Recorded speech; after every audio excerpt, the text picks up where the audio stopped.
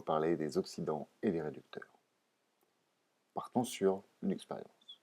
Nous allons plonger une plaque de fer dans une solution bleue qui contient des ions cuivre. La plaque de fer est constituée d'atomes de fer. La solution contient des ions cuivre de formule Cu2+, qui ont une couleur bleue. Lorsqu'on plonge la plaque de fer dans la solution et qu'on attend, on remarque que la plaque de fer se recouvre d'une couleur rouge et que la couleur bleue tend à disparaître. Explication. La plaque de fer est constituée d'atomes de fer.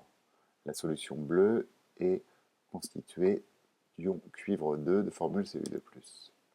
Ces ions cuivre 2 vont se transformer en atomes de cuivre de couleur rouge. Ces atomes vont se déposer à la surface de la plaque de fer.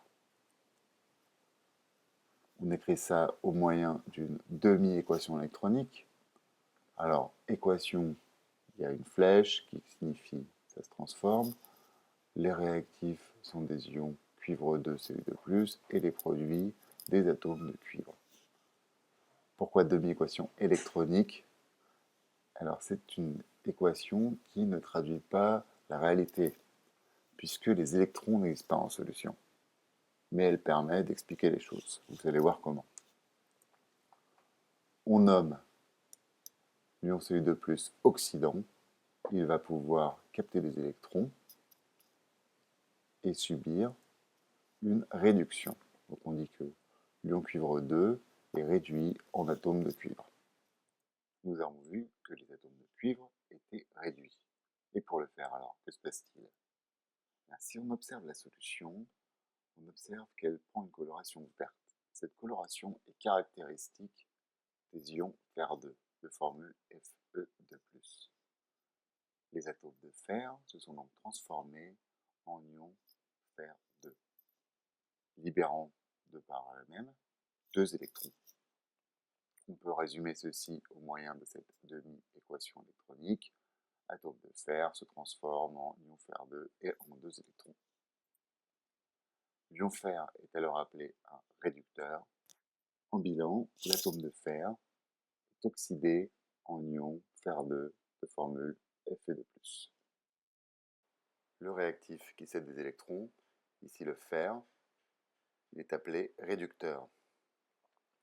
Nous voyons que le fer est oxydé en ion fer Fe2+. La demi-équation, donc l'équation comportant des électrons, au cours de laquelle il y a une perte d'électrons, est nommée oxydation. Ici, l'atome de fer va bien perdre 2 électrons pour donner l'ion Fe2+.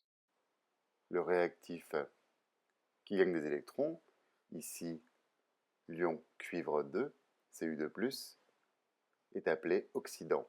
Il est réduit lors de cette opération en atome de cuivre. La demi-équation au cours de laquelle il y a un gain d'électrons, ici l'ion cuivre 2 gagne 2 électrons pour devenir un atome de cuivre, est appelée une réduction. Au final, l'ion cuivre 2 est réduit en atome de cuivre, l'atome de fer est oxydé en ion Fer2 Fe2+.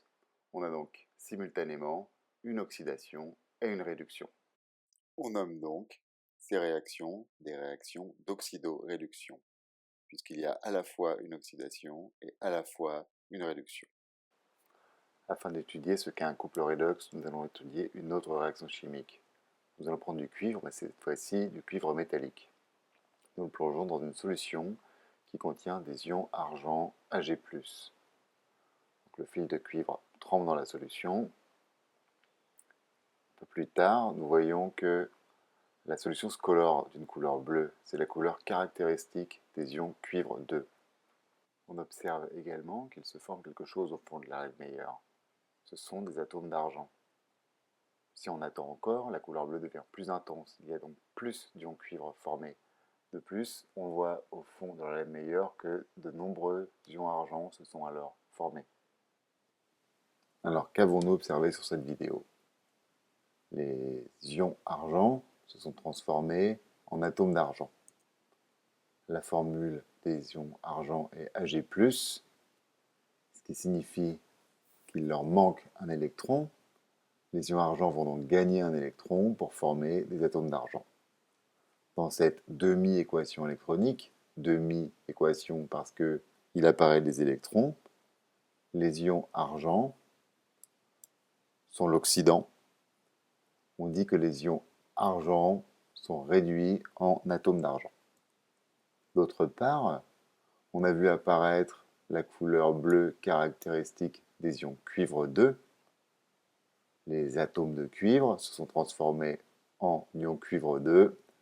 La charge électrique des ions cuivre 2 étant plus 2, il faut donc que cette réaction libère 2 électrons. Ici, le cuivre est le réducteur. On dit que le cuivre est oxydé. Comment faire le bilan de cette réaction? Alors, il suffit d'additionner tous les réactifs, ces 3 termes, de mettre une flèche et d'additionner tous les produits. Il n'y a pas d'électron en solution, donc aucun électron ne doit apparaître ici dans le bilan. Or, il y a un électron dans la demi-équation électronique de l'argent et 2 électrons dans la demi-équation électronique du cuivre. Il va donc falloir multiplier par 2 cette première réaction.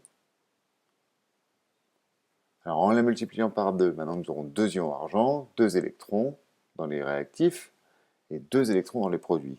On peut donc sommer ici ces 2 équations, ces 2 demi-équations, pour obtenir ceci. Donc on a 2 ions argent, on obtient 2 atomes d'argent, un atome de cuivre qui donne un ion cuivre 2. On a bien 2 charges plus, 2 fois 1 dans les réactifs, et on a 2 charges plus, 1 fois 2 dans les produits. Cette équation est donc équilibrée. Donc au bilan, on a vu que l'élément cuivre peut réagir de 2 façons différentes. Lorsque des ions cuivre sont en contact avec une lame de fer, les ions cuivre vont être réduits en atomes de cuivre. Au contraire, si les atomes de cuivre sont placés en présence d'ions argent, les atomes de cuivre vont être oxydés en ion cuivre Cu2+. Donc, ce qu'on a vu, c'est que l'ion cuivre peut se transformer en atome de cuivre et inversement. L'ion cuivre et l'atome de cuivre forment un couple oxydoréducteur. On va symboliser ceci par une équation de ce type. C'est la demi-équation électronique du couple Cu2+, Cu, où Cu2+ est l'oxydant et Cu est le réducteur. Cette notion de couple redox ou couple oxydant-réducteur peut être étendue à de très nombreuses espèces chimiques. L'équation, la demi-équation électronique sera toujours écrite de la même façon. L'oxydant plus des électrons, N ici, peut donner le réducteur. Inversement, le réducteur peut donner l'oxydant plus des électrons. Voici quelques exemples de couples oxydant-réducteur. Nous y reviendrons dans les exercices.